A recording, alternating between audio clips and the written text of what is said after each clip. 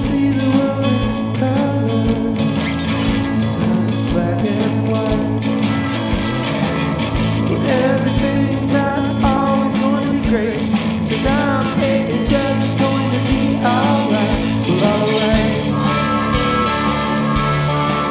Well, alright. Well, alright. Well, alright. Well, alright. Well, alright. Well, alright. Love and life, they come and go. If you give his life your love and grow, but still everything will always be alright. Sometimes it's just going to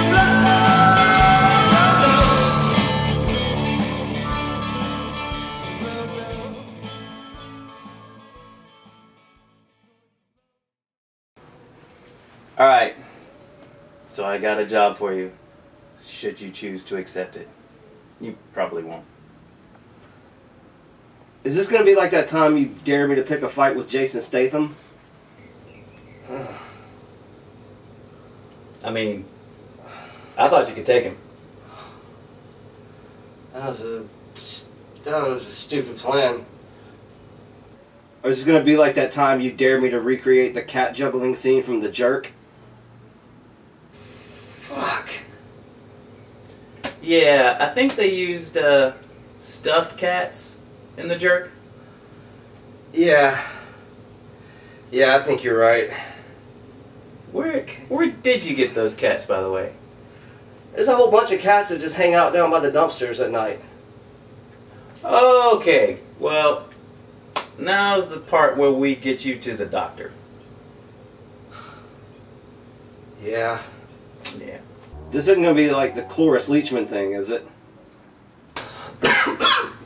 Oh. There. She's tougher than she looks. Dude, she's 90. I mean, she lives through the Depression. She's a tough old broad. Yeah, that's true. What are you...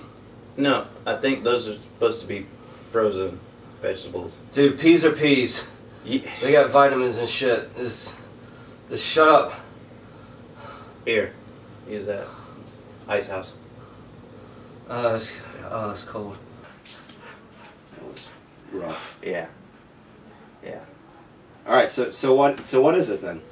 I want you to go out and interview the people.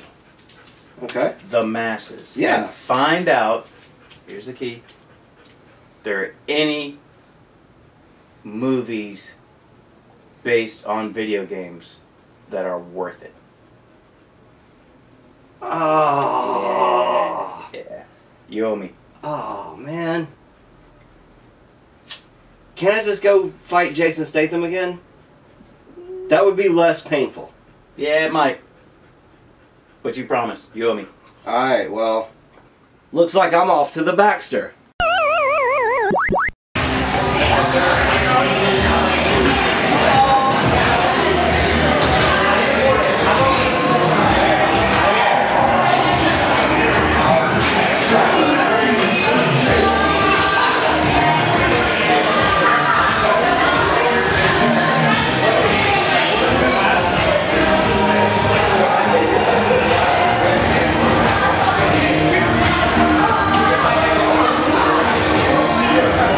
Has there ever been a good movie based on a video game? Nothing comes to mind. No. Absolutely. Like what? I have no idea. But there's gotta be. No? No. No. Think there ever will be? No. In your opinion, has there ever been a good movie based on a video game? Oh God. Define good. I'm Danny Miller, and it is law. It is how it will always be. All video game movies will be terrible. Are there any that aren't that are less terrible than the others? There's only one that's so bad it's kind of good. Super Mario Brothers? No. Mortal Kombat. Mortal Kombat, okay. Because at least it's just so cheesy and such a rip-off of Enter the Dragon. Yeah. That it has its moments of just, yeah, it's horrible, but in a good way. The rest are just unwatchable. Okay. Yeah. Especially, I just watched Assassin's Creed, and I wanted to literally walk out like 4 times. I felt like I was in church. I was like, oh, come on, Grandma, is this like, can we get out of this? Like, it was god awful. And yeah, so show me a good video game movie, and I'll show you a really cool racist person. You know what I'm saying? That's the cut line. Yeah. Oh, God. All right, go say your name and just go. So I'm Alex Joustra, and I don't think it's possible to make a good video game movie. I think the best that you can do with a video game movie is make it so awesomely bad, like just a serious groaner that you can't help but watch, like a car crash, like you can't look away. And I think Super Mario Brothers is the perfect example of that. But beyond that, it's impossible to make well, I think. Now, if they made a Legend of Zelda movie, I would watch that. But they shouldn't. They should, though. I think they absolutely should, because at this point, we have the technology, we have the people in the industry that can make that a viable movie. But make it like a Lord of the Rings kind of thing. They can make it like a Lord of the Rings kind of thing, but beyond that, I don't think it's possible. I don't think it's possible. No, it's not possible. Yeah. Show me one. I'd love to see it. Cool. Leave it alone, man. I mean, it's just, there's certain like stories that are intimate and small, like for certain kinds of media, that should not then go like, oh, let's make it big budget Hollywood style. It just doesn't work, because then the fan base is going to get angry because it's not going to follow true to form, and then the people that never played it should be like, what the fuck am I watching? So, you know, that right there is lost. Like, same thing with like when I played Tomb Raider when I was like playing on the Sega Saturn. It was a cool story, but like I never was like, oh, they need to make this into a movie. No, it was just a great game, and they need to leave it at that, you know. So that's how I feel like Hollywood's always going to lose on that end. Do you think the reason they keep doing it is because they think, well, the game has such a built-in audience that it's just going to carry over? It's easy, and that's the thing is like Hollywood thinks that like a built-in audience means a good thing. No, a built-in audience means it's going to get pissed off. Yeah. You know, it goes back to like the Ghostbusters remake. Oh, let's just do it. It's got a built-in audience. Well, and it had nothing to do with the fact that it was an all-female cast. It was the fact that they disregarded the first two. And it pissed off the fan base, and it backfired. Same thing with like movies like RoboCop. Like, I don't want to see a remake of RoboCop. It's one of my favorite movies. It could have been a girl. I wouldn't have cared. I still wouldn't have seen it. You know. So I think their inability to like actually like give the fan base what they want is always going to backfire on them. The one company that's doing it right, that's paying, like, you know, treating the fan base right, is Disney with Marvel and Star Wars. The fan base gets what they want, and they do it right. And so I don't think video games are ever going to get what the fan base wants, like, you know, movie-wise, because Hollywood executives would be like, oh, take the idea and then just do a bunch of CGI and make it big budget. And fans are smarter than that, so that's why, like, I think this next era of video game movies, as intricate as they are, it's not gonna like, it's just not gonna work, you know. You know, I grew up on the 80s and 90s consoles, and they were smaller and stupider as far as storyline. So there's no really a chance to make a movie like a Mario Brothers movie. Like, you can't really make a movie off that concept. But yeah, I mean, just leave them alone, man. Like, video games and movies should just always, it'd be like making a movie based off of a song. Like, no, you can't do it. It's just not going to work. So, yeah, that's my 2 cents. Or 32 cents. Or however long that took. So, yeah. Cool. All right, Cameron's back. Cameron, what'd you find out? Well, I've got some notes here that I took. I took some extensive notes based on what I discovered. It says they all suck. Yep.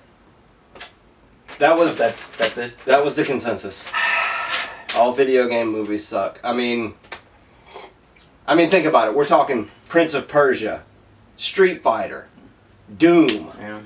God, Mario Brothers, and there was a Hitman movie and a Max Payne movie, and somehow they fucked them both up. Yeah. There was also what? Need for Speed, Assassin's Creed. I'm rhyming. Far Cry. But there's got to be some that worked.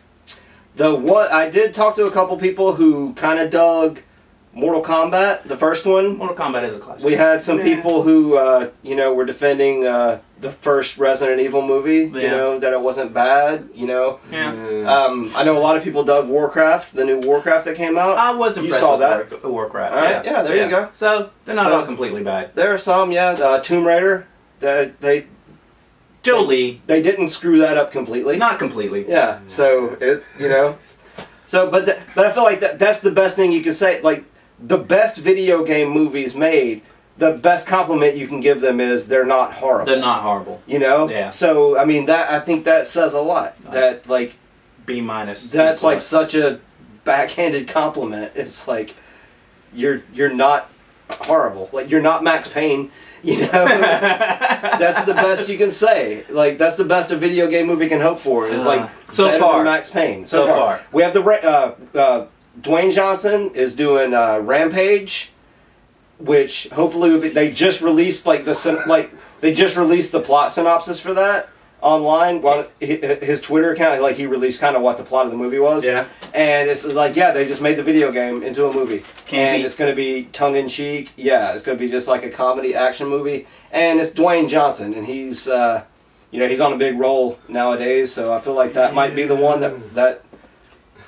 Here's hoping. A comedy kaiju movie. The Rock based on a video game. is going to fix everything. Like he does. Like he does. That formula would work. You'd think it would work. Well, there's that movie Colossal with Anne Hathaway. That's a comedy kaiju movie. Oh, yeah. That just came out and apparently is awesome. Just not based on the video game. No, but it's kaiju.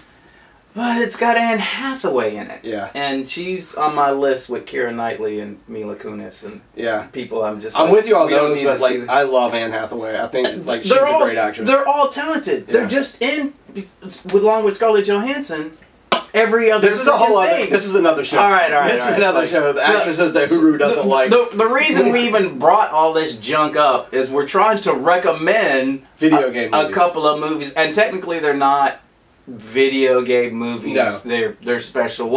I'll let Cameron. Movies that have the spirit of video games, or movie inspired by not specific video games, much like we talked about Defendor and Super. They're comic book movies, but they're not based on specific comic books. Right. So we're going to talk about a few video game movies that aren't based on specific video games. And the first one, we'll just go chronological order. We'll start with Tron. Tron, 1982, 83. Starring Mr. Jeff Bridges and Bruce Boxleitner. This was a Disney film. First movie to rely heavily on computer graphics. A video game designer, played by Jeff Bridges, gets sucked into a video game and has to compete in these games within the game to defeat an evil program to escape. Yeah. And it's a lot of fun. It is very dated, but it's got, like I said, Jeff Bridges, the wonderful, wonderful David Warner, Bruce Boxleitner, and Bernard Hughes. If you're a fan of the show Blossom, then you're a fan of Bernard Hughes. Well, Mayim Bialik is on. This is like the most popular. Big Bang Theory, the most popular Songs show by Journey. Boom. There you go.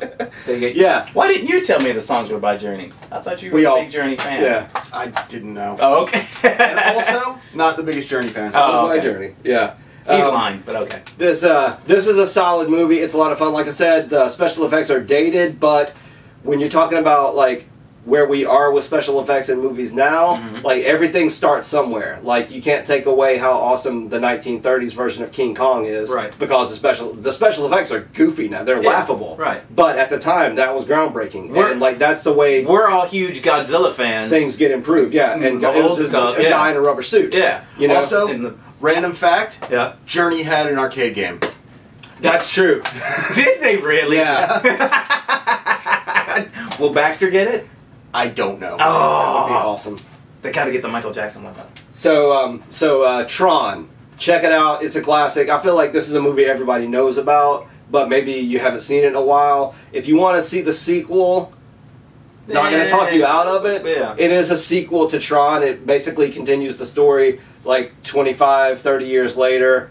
And it will not be a cult classic. you can take that one or leave it. You Yeah. can pretend it didn't exist, this or one is. you can watch it. Yeah. But Tron, classic movie.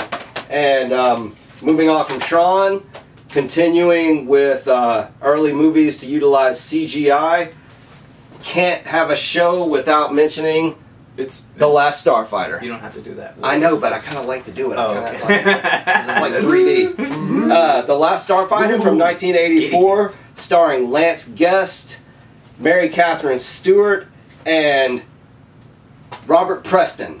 Robert Preston was the Music Man in The Music Man. And he was also in Victor Victoria and How the West Was Won. True Hollywood legend in this movie, and this was his last performance. And he plays a great character. Apparently, when they found out that Robert Preston had signed on to do the movie, they completely rewrote the character of Centauri to be like his character that he played in The Music Man. They were like, we want him to be like an intergalactic, kind of a con man, kind of a flam-flam artist, snake oil salesman. So they completely rewrote the part when they found out that Robert Preston would agree to be in their little sci-fi movie. Okay. And this movie is awesome. They used this was the first movie to use CG outside of a computer setting, like in Tron. You know, they use CG, but all the effects it's like they're inside of a computer, so the effects are computer generated effects. That makes sense. But Tron was the first one to depict like, you know, battles in outer space without using models. Right. Everything was created digitally, and these people who worked on Tron, they were literally making it up as they went along. This was a completely new technology. It had never been done before. They were inventing this stuff just for this movie. Tron or Last Starfighter? Last Starfighter. Okay. And like with Tron, you look at this, and yeah, the effects are dated, and it looks a little corny in compare when you look at this compared to like Lord of the Rings or something, it's almost laughable. Right. But if you look at the 1930s King Kong opposite Peter Jackson's King Kong, those effects look laughable. Right. Like I said, you got to start somewhere, and The Last Starfighter is fantastic, and the stuff that you're seeing in the new Star Wars movies and stuff like that, it's all because of The Last Starfighter. You kind of want to hate that. Maybe not be the best selling point. If you're not for the CGI and the stuff, and you're like, we need to blame this movie. Like, no, that's not what we're getting at. It's all The Last Starfighter's fault. It's not all their fault. Yeah. They decided to go this route, and they do a good job. It's sort of like almost like an indie movie story where like, we'll do this, and we'll, you know, kind of go off on our own beaten path and make a really cool movie. And they did. Yeah. Like Last Starfighter, super fun movie. It's a great movie to spend like a Saturday afternoon with the kids. It'll hold their interest, let's hope. And I mean, it's just so much fun. It's a fun movie. Yeah. The little bit of the plot is don't do it. Okay. Guy gets recruited to fight in outer space. Boom, there's your plot. There's even some kind of chud, aliens, kind of gooey stuff. A little bit. I think some of the people who worked on the makeup and prosthetics actually worked on the original Star Wars trilogy. Oh, okay. Which is why some of the when they're getting the battalion ready, you'll see it's like they all look like rejects from the bar scene from the original Star Wars. It's because they were a lot of those. Because they were rejects. Oh, come on, Jabba's Palace. We're made by the same people. It's our Jabba's Palace. Yeah. So, Tron, The Last Starfighter, amazing, and you got one more to shout out. I know Raleigh loves this movie here. We all do, but I hate it. Let Raleigh take the lead on this. This movie is a documentary about a sad man who is going for the all-time record in Donkey Kong against. That's a worthwhile pursuit. Yeah, I mean, at the cost of his family and paying attention to his daughter. This man spends hours in his garage every day going for that record. Yeah. And it's about him, finding his way into the competitive arcade game community and coming up, head to head with the legend from the 80s. has his own hot sauce. Yeah. His own hot sauce. It's basically Rocky, except way sadder. No, wouldn't it be over the top? Yeah. Closer. Yeah. And actually kind of equal. But this movie is entertaining, and I mean, it's really human. And to understand that the director of this film is coming out with a Baywatch movie starring The Rock. The Rock seems to be appearing a lot in this episode. Yeah, his name is Seth Gordon, and this was his first feature, actually. And this was the movie, this documentary about King Kong is what got this guy, got his foot in the door in Hollywood, and now he's directing movies with The Rock. You know, so, you know, everybody starts somewhere. If anyone out there can get in touch with The Rock and he wants to produce our little show, I mean, he might as well, because he's everywhere, and we're talking about him because he's The Rock and he's everywhere, so you might as well help us out too. And if you don't just have to take our word for it. Don't say it. 99% freshness on Rotten Tomatoes. There you go. He said it. Which means there's one asshole critic out there who didn't like this movie, and he had to ruin it for everybody. That was me. And it was who? It was me. It was me. So for all you for all the video game junkies out there, we just gave you 3 awesome movies. Now you probably know about Tron. Maybe you haven't seen it in a while. Maybe you don't know about The Last Starfighter, or maybe it's something you haven't seen since you were 12 years old, and you know you saw it on HBO when you were a little kid. Most people don't know about King of Kong. So so that is one that's a little under the radar, just a little low budget or no budget documentary out of I think 2006, 2007. Fantastic movie. And like, just as we're talking about video games, I want to give a shout out to the movie The Wizard, starring Fred Savage, Beau Bridges, Christian Slater. And if you really keep your eyes peeled, you'll see like a 9-year-old Tobey Maguire as random video game thug number 2 or something. He's like the kid with the power glove. He's got like a group of flunkies. Yeah. One of them's Tobey Maguire. Oh my god. So it's a children's remake of Rain Man, sponsored by Nintendo to sell Super Mario 3 and the Power Glove. And the Power Glove. And the little girl, the little redhead girl from The Wizard, went on to be the lead singer of a really awesome band called Rilo Kiley. If you like that sort of if you like kind of grungy indie rock. Quick, if we're doing quick shout outs, then I'll shout out Code Monkeys, a little 1-season, 1-hit wonder TV show on cable. It's all 8-bit. They just got together a bunch of people. I think they just smoked weed and ate Twinkies and decided stuff was going to be funny if it was spoken by little 8-bit computer animated characters. Yeah. And they weren't wrong, but it is pretty funny. It lasted about as long until everybody sobered up, and then it got canceled. So if I could shout out just a web series called Fallout Nuka Break. Yeah. It's a fan project with really high production values and like super good. He showed that to me. Yes. Highly I mean, it's set in the Fallout universe, and it's its own independent TV series, and it came out really well. And if you're into that kind of like post-apocalyptic, aesthetic, and you want a little comedy mixed in there, a Nuka Break is definitely where to go. You can find it on YouTube and probably anywhere on I'm not into it, and he showed it to me, and I thought it was awesome. Yeah. So yeah, kudos to him. All right, so we just gave you a whole bunch of stuff to look at. So hopefully you'll take our advice. You probably won't, but whatever. This is what we do. Yeah. We're going to, I guess, sign off. Wrap this up. I want to give a special shout out and thank you Another one. To the people at the Baxter. They helped us make this. Well, you're welcome. Raleigh also Baxter is employed at the Baxter Bar and Arcade. It's a fantastic place where I spend a lot of quarters. We tell you to go there, but everybody already goes there. Exactly. So it's really kind of a done deal. Yeah. So, but thank you anyway. Yeah, and specific thanks to Joustra and Danny that you saw earlier in the episode. They were, good enough to talk to us about who else? And Tim and video Andrew. game movies. Tim and Andrew. And a whole bunch of random bar patrons who were just happy enough to give their opinion. We're rolling credits right now about video game movies. Letters are popping in front of us. Yeah. And so we're gonna say goodbye. Yeah, we are gonna say goodbye. We're gonna say we are. Well, see you later. He didn't say it.